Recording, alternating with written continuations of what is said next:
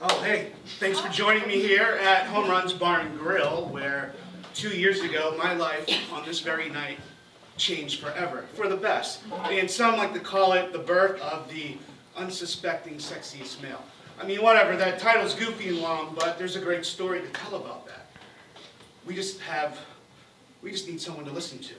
And I'm happy to listen. And I listen a lot because I'm a bartender by trade. Most nights I don't just serve drinks, but I also am a consultant, personal manager, or a replacement for a male stripper who didn't show up dressed in the tearaway cop pants, who was supposed to handcuff you to the chair in the velvet handcuffs. But before we get to that, there's more backstory. And like I said, I work here at Home Runs Bar and Grill, where everyone deserves to hit a home run at least once in their life. I mean, we're right outside Fenway Park. It's a sanctuary of Boston. There's a lot of energy, and those lives need drinks. And so some nights I serve shots of courage, either straight up or on the rocks. Sometimes someone needs a double shot. I serve pints of hope and plenty of drinks filled with laughter throughout the night. And then when celebs and the ball players pop in, they drink pitchers of fame. I mean, if it was only that easy, I think we'd all be drinking pitchers, right? I mean, it's such a cool place, but, you know, I had something more planned for myself than good old Johnny Boy behind the bar. You know, a long time ago, I was pursuing acting endeavors and production work, but I always talked myself out of it. I let that self-doubt, negativity pull me away. Then I found a safe haven here, so I took the safe route at Home Runs, where I knew what every day was going to be like. I had the benefits and I had a good job, but then after a while, you know, felt like I was watching other people live their life, and I wasn't living mine. And that really took shape when my father passed away at a fairly young age. You know, it set off an alarm inside me that I needed to start living and get out of the stands and start playing the game. So it's like, ever since then, I feel like I hear this time clock in my head, almost like the stopwatch on 60 Minutes that we see, or like at a basketball game where the crowd's counting down to the last buzzer, and I'm always trying to beat that buzzer every day. So I have this sense of urgency that a lot of people don't know that I have, or they just don't care. And those people that don't care, well, those are those unnecessary roadblocks that, like, we've all had to hurdle over. But this isn't a story about them. It's about someone like us, someone who had the courage to take a big swing to live the life that they deserve. And one night, I took a shot of courage, well, 2 shots of courage, and then followed it with a pint of hope, all in an effort to live a life with no regrets. And we're about ready to jump back in time, but I have a couple friends with me tonight who were there that fateful night, and the first one's name's Jack. We worked here together, and we've known each other for a long time. Hey, Johnny, who are you talking to, kid? I don't see anyone standing in front of you. Like, are you okay? Yeah, Jack, it's just a monologue. I was just setting it up to introduce you. Whatever, kid. I know what a monologue is. I did a class with you, but, like, they're supposed to be a little more dramatic, right? Anyway, yeah, that's my friend Johnny. I'd love to break his balls. You see how mad he just got when I said that? He's such a good guy. I love the kid. Like, we worked here for many years. I've known him for 20 years. But performing behind the bar and talking to people is as far as I get to performing. I can never do what he does. It's so scary to me. Like, I like my safe seat here. I got my own construction business and got my wife and 2 kids. Everything's fine. But it'd be a lot better if I see my best friend get the life that he deserves. He just needs to do it. He would always talk about getting back out there, finding his spotlight again. But, you know, while he's still here, I gotta, like, make sure he still has a pulse. Well, that was Jack, and for the record, my pulse beats just fine, thank you. And then another friend here, his name is Thomas Daniel. Some of you may recognize him as a famous actor or teacher, but he's kind of quirky. He sounds like he's narrating a play. Interior bar nighttime. Thomas Daniel sits next to Jack, who didn't say his last name. Yes, it is I, Thomas Daniel, who is a famous actor you may recognize, and a teacher. I teach the fine art of performing stage direction, which is lost in our time today. And I worked many a time as John was pursuing his acting endeavors, and then, well, he fell into the safe havens of Home Runs Bar and Grill, and I am still hopeful that he will once again find his spotlight. And Thomas Daniel will put his hat back on and sit back down next to Jack and drink his pint of hope. Well, that was Thomas and Jack. Those are my friends, or what you might call characters, and they were here that night. We're about to jump back, but I'll set the scene up, because my friend Kelly, she's a big part of it, she couldn't be here tonight. So it's a couple weeks after Valentine's Day, you know, and a couple before St. Patrick's Day. Nice prime spot in the spring. She's a party planner by default. Kelly is, we go way back. She's an Irish Catholic female in her 30s. She's one of 18 siblings, 20 cousins, so she's always throwing some sort of party here, bachelorette, anniversary.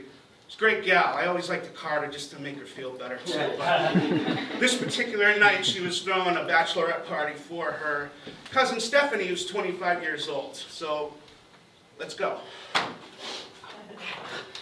Hey, John, I still see you're behind the bar working that Type 5, huh? You still trying to save the world one shot at a time? Hey, Kelly, it's always good to see you. I got your party set up in the back tonight. Just let me know what you need. Sure, well, I need a shot of excitement right now. And have you seen like a big, muscular dancer type guy?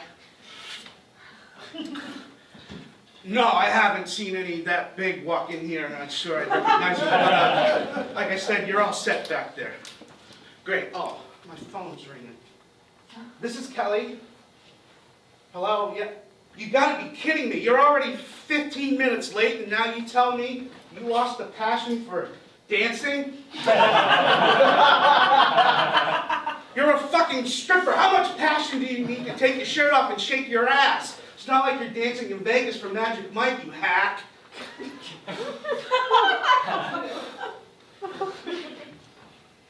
So, John, I'm sure you overheard, had a dancer, he had a come to Jesus moment and lost the passion for dancing, whatever, but could you help us out tonight to dance for my party? Because it's super important. Like, every female deserves to have a dancer at their bachelorette party before they decide to sleep with one person for the rest of their life.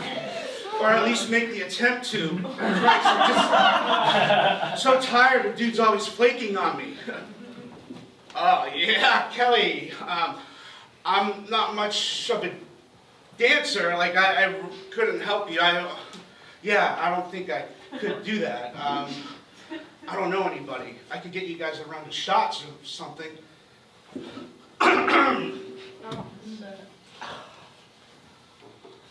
Thomas Daniel steps up to the plate to help damsel in distress. My lady, allow me to dance for your fellow female patrons this evening. As you may recognize me as Thomas Daniel, the famous actor, but I am also a flexible and spry gentleman, and I can actually dance, and I'm willing to dance seductively for your party, and remove a certain amount of clothing for a price, nay, free of charge.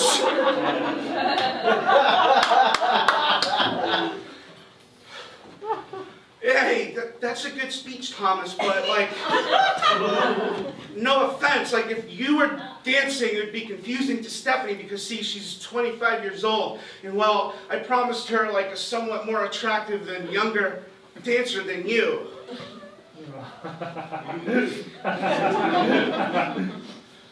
Thomas Daniel shrugs off the insults and sits back in his chair and mumbles to himself, "You'll never get the part if you don't audition."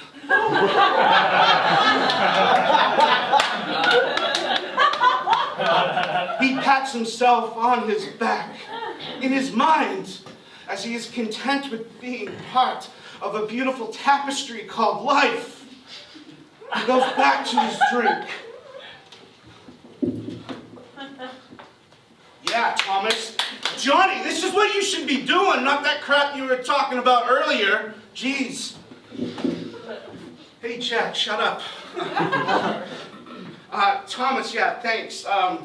You see, it was a good speech, but John, will these shots solve my problems? It's a real problem I'm facing right now, and I know I can fix it because apparently I'm not the marrying type. You know why? Because I don't need a man, John, except I need a man who can do a sexy dance for my party tonight who can't be older than the bride's grandfather. You're always talking about finding your spotlight again. Here's an opportunity to get out there and be super quick. What are you, all talk and no action? You need a permission slip?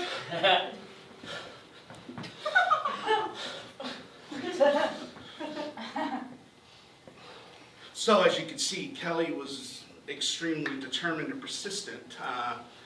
To give me a push, she literally wrote on a bar napkin in her lipstick.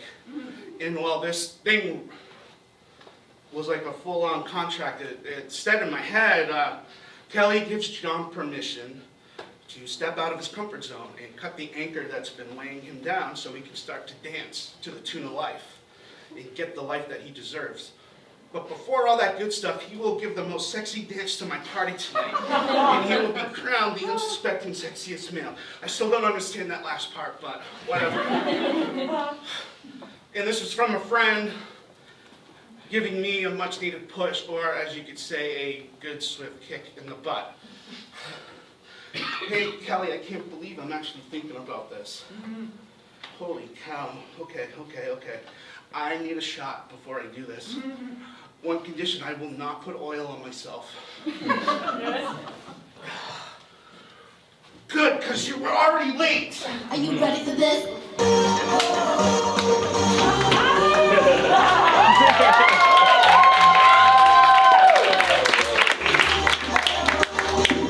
Yes, you sexy beast, come on!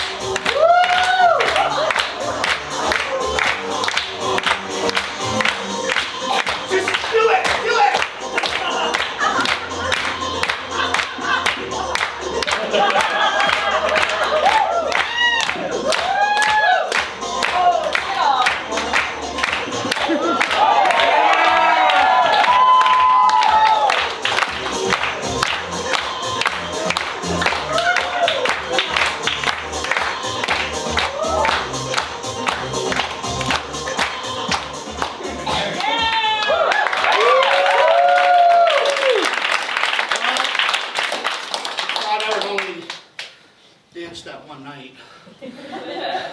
There's obviously a longer version. I was in better shape. Yeah, she started to book me all over town for all of her other events, and that led to commercials, movies. She said I was her wild card. I headlined her Husky division. I was the only one. But it was great, and I know why you're asking yourselves, why the hell did he decide to strip? Well, good question. Well, I felt I needed to do something so extreme, out of the box, just to strip away all that self-doubt and negativity I'd been wearing my whole life.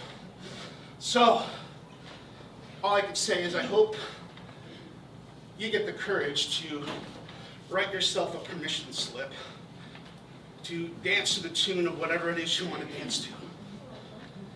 But I would talk more. Our customer just came in. Hey, welcome. Oh, you want wine? That's great. Yeah, I'm not. Once in a while, I like to have wine. I got something for you.